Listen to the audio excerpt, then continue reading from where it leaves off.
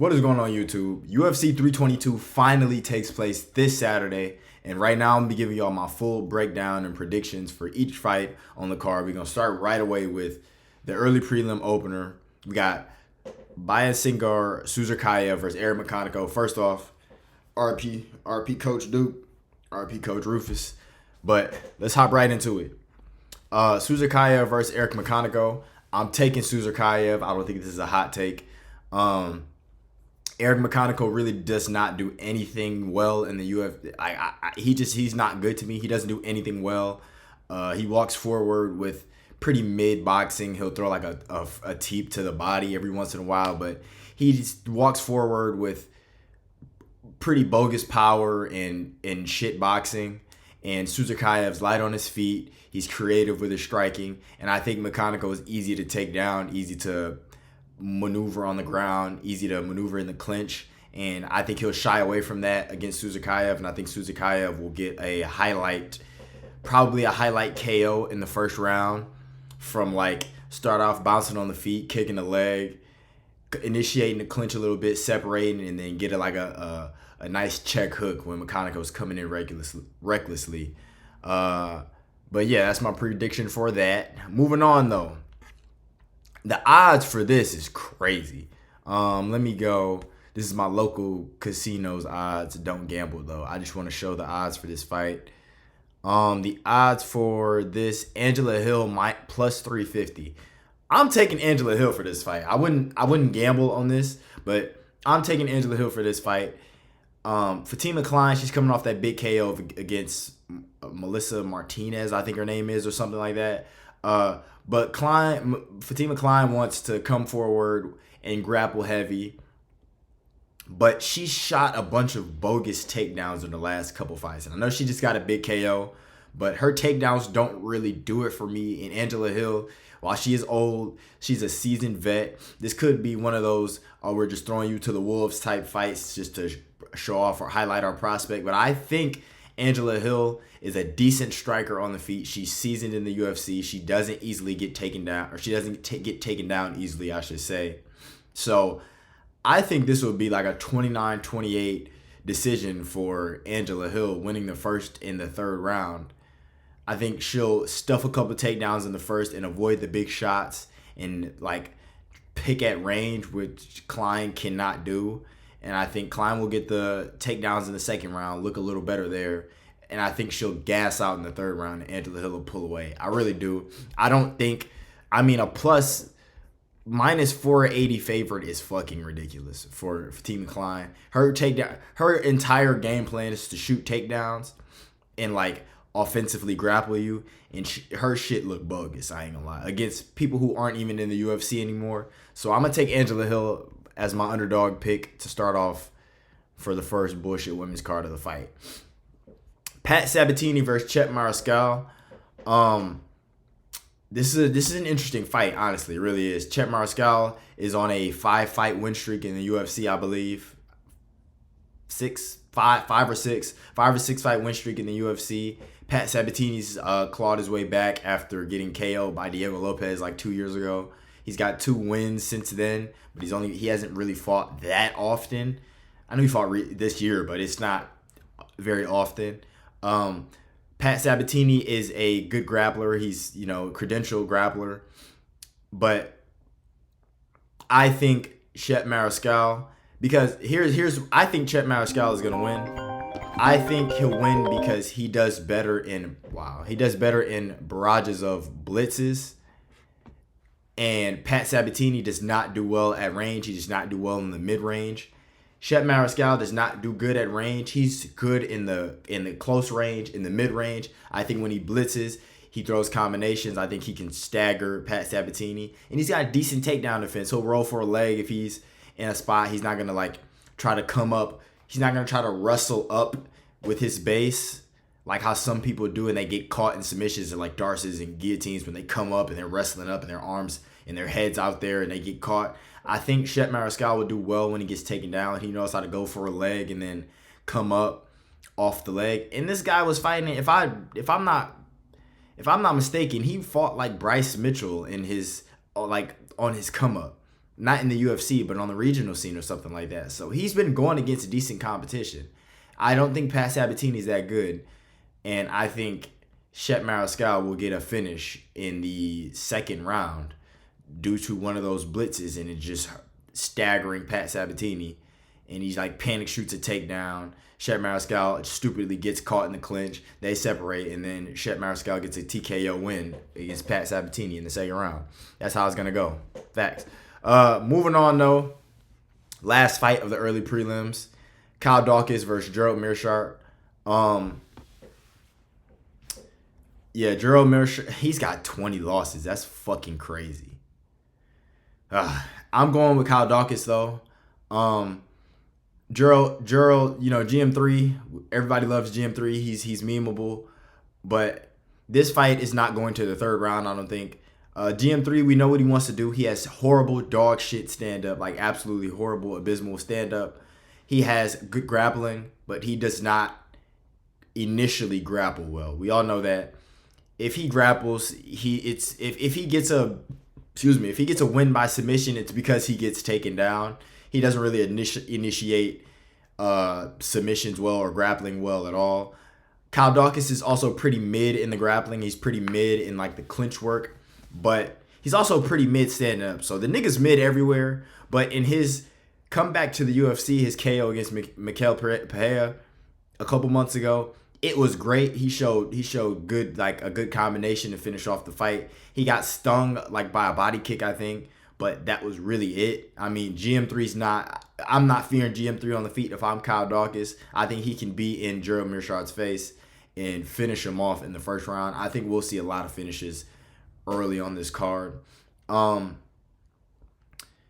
Yeah, man. If this fight gets to the third round, though, we know what's gonna happen. If it gets to the third round and we got 3 minutes and 33 seconds left in the third round, we know GM3's winning, but I don't think it's gonna get that far. Honestly, I think Kyle Dawkins will KO GM3, who has just got KO'd 4 or 5 months ago against Mikhail Oleksiejczuk. So they're both chinny fighters. GM3's a little less chinny. But Kyle Dawkins has looked good recently. Even on the regional scene, he looked good. So I'm taking him by early KO against GM3. Moving on, though, to the prelims. Great fuck. Damn, this card is good. We finally got a good card, bro. We finally got a good card after 2 weeks of bullshit. Really 3 weeks. Even 321 wasn't that good. But we got Malcolm Wellmaker versus Cody Haddon. This is going to be a really, really high-level fight, I think. Who's the favorite? Now, I'm going Malcolm Wellmaker by second round KO, but I want to see who's the favorite because did they even release the odds for this? Oh, Malcolm Wellmaker's the favorite. Cody Haddon, I know, opened as the favorite, and you had a bunch of people talking about how he really should be the favorite if you know MMA. I'm going with Malcolm Wellmaker. Cody Haddon's good. He's shown patience and like good technique, and he's very technical. He's got people are overrating his grappling. I'm saying people like that I've been seeing on Twitter and shit. People are overrating his grappling. I know he fought Argueta and he looked good. He stuffed a bunch of takedowns, like 18 takedowns or some shit against Argueta. But Malcolm Wellmaker has good takedown defense. We've seen like on his come up. And it's not like he's a come first, I want to pressure you and get this KO type of fighter. Malcolm picks his shots extremely well, and he hits hard as fuck. He'll set up a shot well. He'll set up with like leg kicks, and then he'll get you thinking about the low kick and then step in. He picks his shot very well. Cody Haddon is kind of shelled up when he throws his combos, and I think Malcolm will do a good job counter-striking Cody Haddon. I don't think there'll be any grappling in this fight. I think Malcolm will catch Cody with an uppercut, with a right uppercut, put him out. And I think this will happen in the first or second round. Cody's good, man. He's good. He's pretty decent everywhere. Like I said, I don't think this fight's going to the ground much or at all. I don't think he's going to shoot takedowns. And this guy lost to Steve Erceg. Just let that sink in. He lost to Steve Erceg, who's not really that fucking good. So, that's all I got to say. Malcolm Wellmaker for the win. I fuck with Malcolm. That's my guy.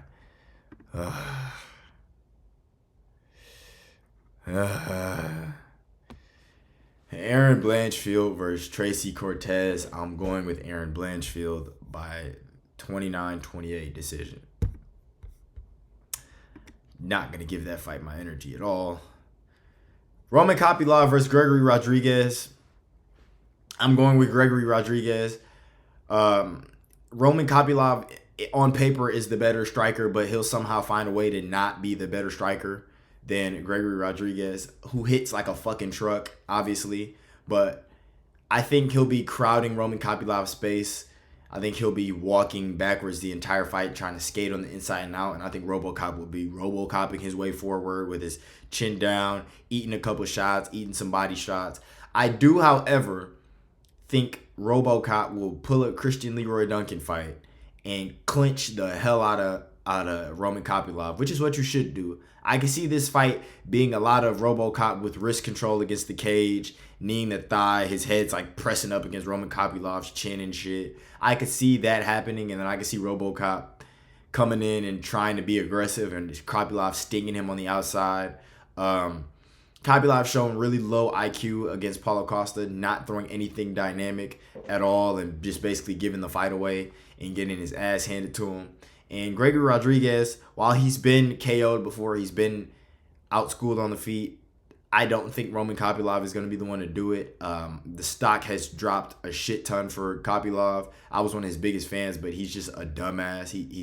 He fights like he wants to be pretty and like a performative male now.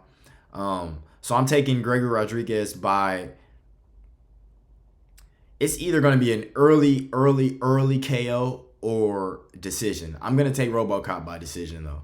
I think Roman Kopylov is good at skating on the outside and trying to avoid being hit. And I think RoboCop will initiate the grappling. And that's how he's going to win the fight. Last fight on the prelims before we get to the main card. Bo Nickel, so glad. Welcome to the prelims, baby boy.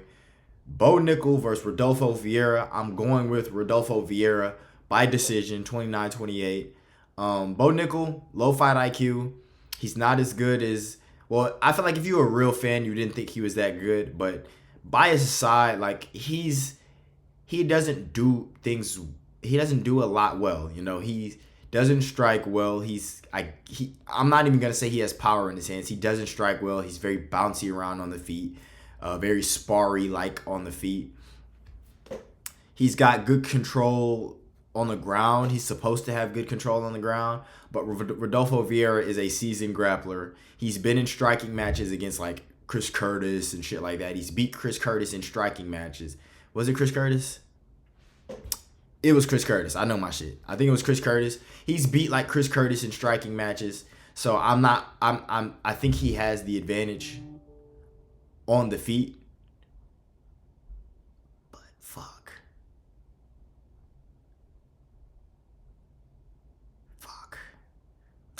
I don't trust him though.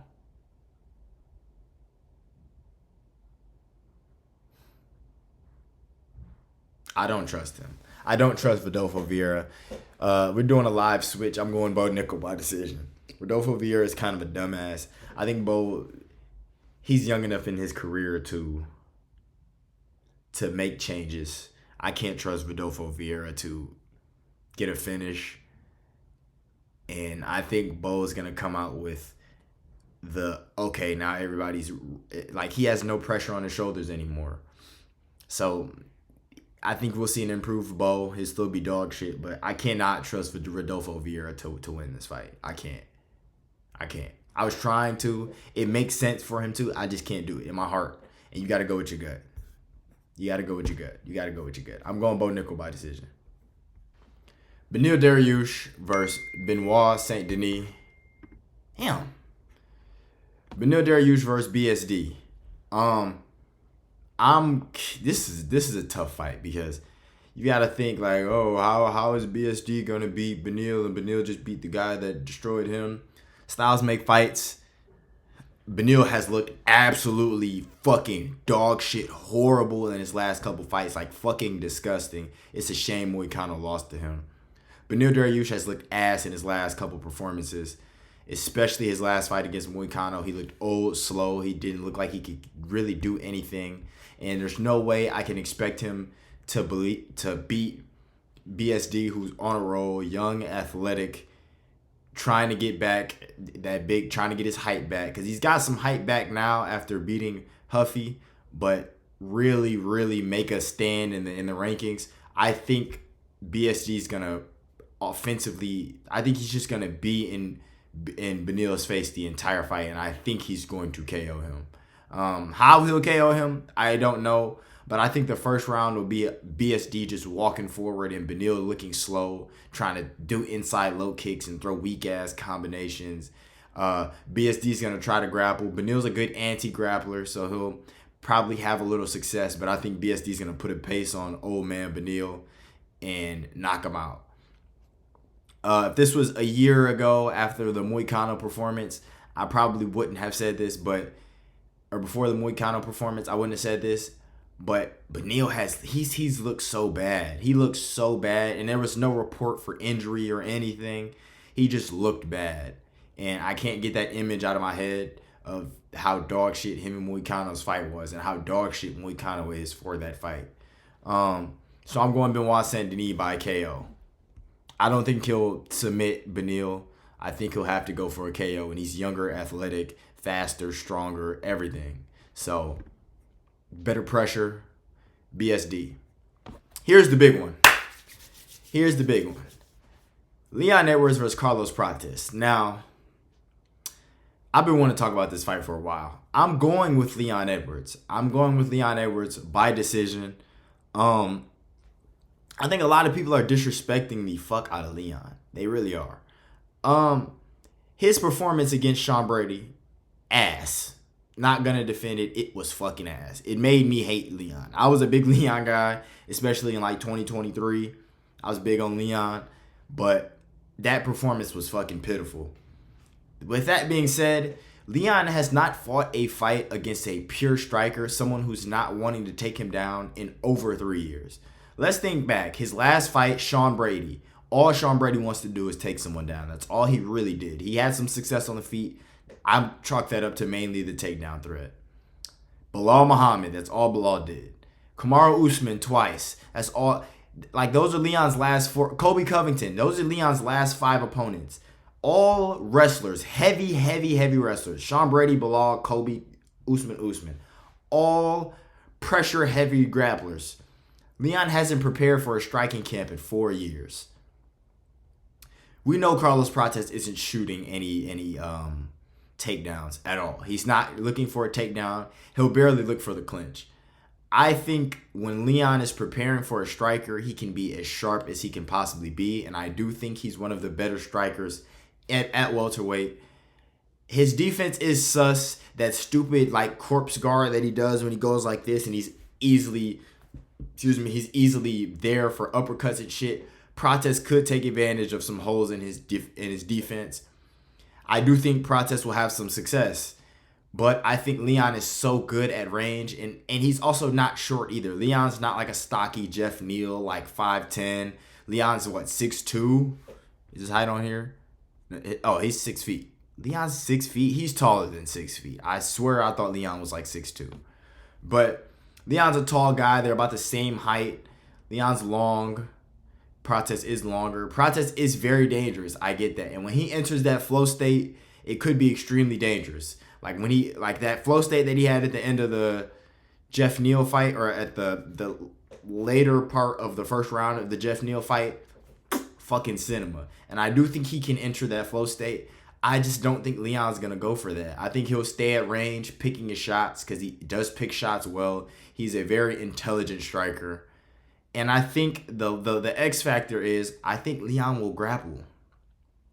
I do. I think Leon knows that if he loses this, he may as well just be cut from the UFC, honestly. Because they already don't like him. And if he loses this, there's nothing left for him. He's number 4 or 5 right now. If he loses this, he's going to be like fucking 8. And then who does he fight? Joaquin Buckley or something? Gabriel Bonfim? Like, where does Leon go after this? I don't know. And I just can't see him getting knocked out by Carlos Prates. I can't. Prates is extremely dangerous. I'm not knocking that. I think it'll be a very close striking match.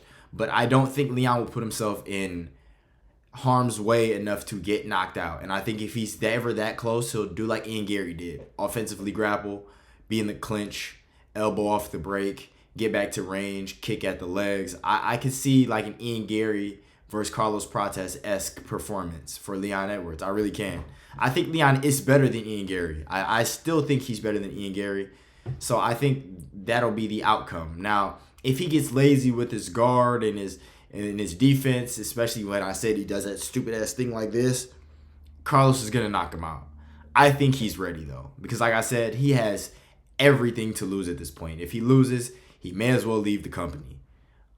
Prates, if he loses, his hype is already kind of derailed.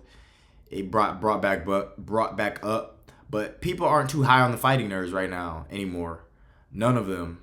So he can stand a loss. He'll be right back. They'll give him a can and then he'll knock him out and then he'll be right back in it. And I do think his IQ's a little low. Leon's is too, but Leon's got higher fighter IQ than Carlos Prates. So I'm going with Leon Edwards by 29-28, close decision. And I think he'll initiate the grappling. And that's how he'll win the fight. Ooh, this is a big fight. Sean Brady versus Michael Morales. I'm going Sean Brady. I think we're not going to see any striking whatsoever in this fight. I really don't. I think Sean Brady would be dumb to try to initiate any type of striking with Michael Morales, who's powerful, strong, athletic. He's got a judo background, and I do think he'll be able to stuff some takedowns, but this is a 3-rounder. I think Brady will put that pace on him, try to walk him down, because look at this fucking reach. Like 79-inch reach versus 72. And Sean Brady's 5'10". He's not a tall 5'10" at all. He's like a really short nigga that you'll see in New York or something, with wearing like Timbs and a fur coat. That's what Sean Brady reminds me of for some reason. I don't know why.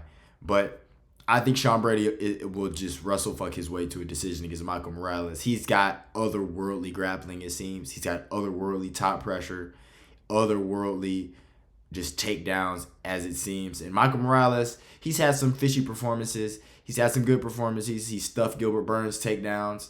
But as crazy as it sounds, he's like impressive, but he doesn't wow me like how other prospects do. And I think this is a big jump up in competition for him. Obviously, the way that they handled Gilbert Burns was completely different, and he does have power in his hands. Sean Brady has been fucking standing TKO by Bilal of all people. But I just think that he's not going to stand and strike with Michael Morales.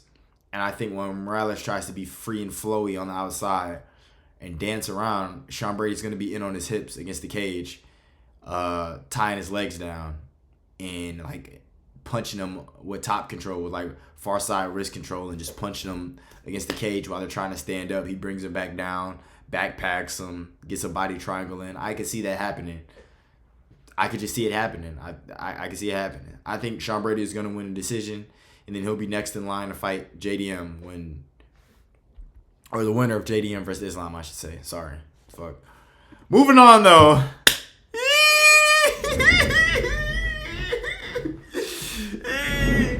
My baby. The beautiful, glorious, magnificent, just fucking amazing. Oh my gosh. Valentina Shevchenko taking on Zhang Weili. This is gonna be a fucking amazing fight. I feel like this will be a great fight. My Valentina is taking on, she defended her belt. Zhang Weili's moving up a weight class, as you all know. Great fight.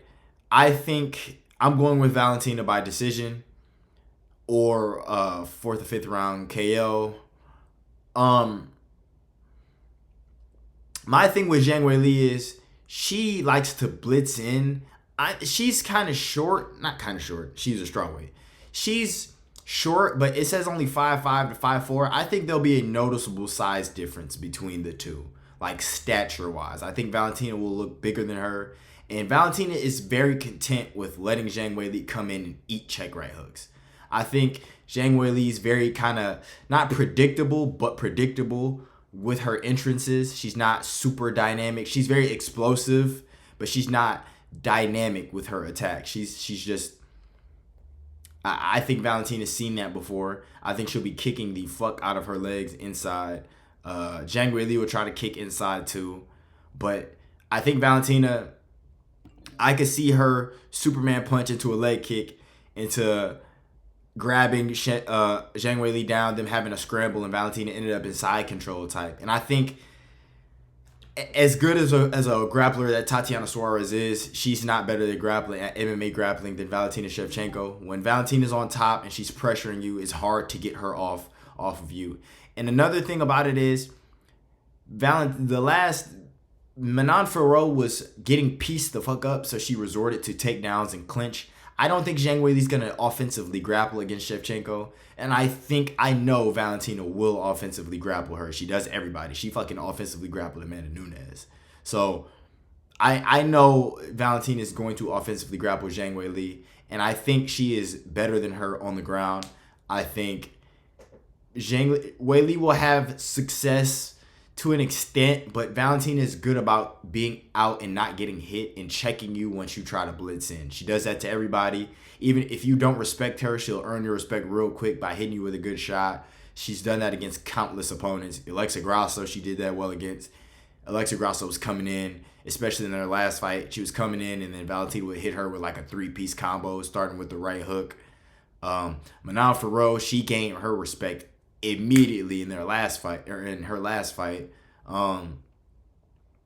Like Manon Fiorot was coming off that front. She was just coming off on the front foot, trying to throw kicks and shit, trying to just basically walk Valentina down, and she ate a right hook and it immediately changed her whole way she went about the fight.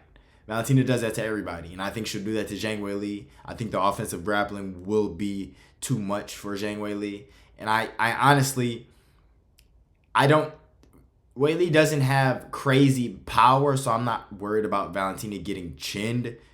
Knock on wood, she's never been chinned before, so why would I worry about that now from a strawweight? But yeah, I'm going with Valentina Shevchenko confidently by like 4-1 decision or late rounds KO. That's my prediction for the co-main event. Now, for the main event. Sorry, again, getting bothered. But the main event, Jack Della Maddalena versus Islam Makhachev. I'm going with Jack Della Maddalena by decision. Now, why? JDM, let's talk about the matchup first. Great matchup stylistically. We've been needing this. Been waiting on this for a while. JDM, I think, is leaps and bounds better than Islam on the feet. I know that sounds crazy because Islam's really great on the feet. JDM's a top 4 striker in the UFC currently for me. The way he switches stances, the way he can fight from both stances, the way he can throw punches, kicks, knees, elbows, everything from both stances is fucking amazing. He's better southpaw, I think, than orthodox, but he's great at orthodox as well. I think the big thing about this is when Islam takes him down, because I do believe Islam will take him down early, I think Jack, training with Craig Jones, experience in championship fights and championship rounds against a grappler. Now, I think, especially again with Craig Jones and Vogue and all of that shit, I think he's game to know that you can't come up against Islam with your fucking head and your arm up so you can get darched. You know, when he gets taken down, I think he'll be on his back and try to build from there against the cage. I don't think Islam will get takedowns out in the open. If he does, I'd be very shocked. And if he did, I would be worried that he would finish JDM because Islam is that fucking good. But I don't think that will happen. And I think JDM is going to piece Islam up on the feet. I genuinely think so. In an all-out striking match, JDM is better at punching, better at kicking, better at knees, better at elbows. Islam's better in the clinch, and Islam's better on the ground. It's as simple as that to me. I think JDM's takedown defense is really game. And like I said, he's been training with Craig Jones. Craig Jones knows how to deal with that type of style. He helped Volk with it before. and Volks helped JDM as well. And I think on the feet, we're going to see JDM versus Bilal-esque performance where JDM's coming in, switching stances. And another thing is, the thing that gives me, well, I'm not so sure about it, is because you can tell in that fight against Bilal, JDM had zero respect for Bilal's power, so he was just playing around on the feet with him, doing a whole bunch of crazy shit. I mean, at the end of the second round, he was fucking doing Connor, like, doing a fucking spinning and then throwing a kick and then throwing a wheel kick and then dancing in front of him and shit. He didn't respect Bilal's power. He was able to go against the cage and do a whole bunch of shit because he had no respect for Bilal's power. I think Islam, even at 170, is more powerful than Bilal, so that'll present a bunch of problems there. But I do just think it comes to